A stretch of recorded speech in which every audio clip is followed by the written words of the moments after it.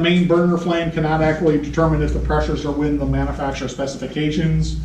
Get yourself a manometer. That's the only way you can actually measure a gas pressure. Troubleshooting inline gas regulators, you're not going to have to do this much, but just so you know, I relate this to a barbecue grill. Anybody have a gas grill here? Gas grills. You ever have a brand new propane tank and you hook it up and all of a sudden your flame's like this big and you're like, what the heck? Then you unscrew the regulator, you put it back on, poof, it fires up just properly. You're resetting that spring in that regulator in the diaphragm, just so you know. This is important up in the hills when it's snowing. I actually heard that there's going to be snow coming down to about as low as 1,000 feet. This should be covered. If you do get clogs in that orifice, it can be very dangerous. Up in Tahoe, there's so much snow up there that they do keep that shrouded and covered. Ice buildup on the outdoor regulator can prevent venting and cause increased gas pressure from entering the house. Corrosion or contamination on either orifice will greatly affect the outlet pressure. Like I said, those are very tight channels in there. Even here and here. Those are really small little ports. Do not contaminate that valve. Gas should be flowing through all those.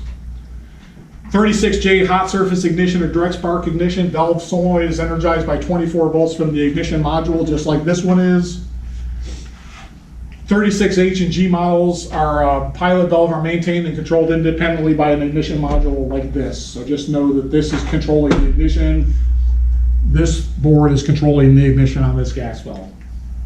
Key takeaways before condemning a gas valve: you got to verify the presence of control voltage and supply gas pressure. Which voltage? How much voltage should I measure between these two terminals? 24 volts. Good job. If a gas valve has been exposed to excessive moisture or has been submerged in a flood, head for the hills. We got worse problems than a gas valve if we're flooded. Improperly, but these are in basements. Like if you ever moved to like Michigan or Wisconsin, these are in basements. And it floods in the spring. I mean, you could have 3 feet of water in that basement, so they are not designed to be underwater. Improperly adjusted gas valves can damage heat exchanger. Valve gas valves are not field serviceable and must be replaced. When I was in the field, you could repair a gas valve. They sold repair kits for them. One time a guy blew his face off in Chicago by opening up the gas valve, and that stopped all that.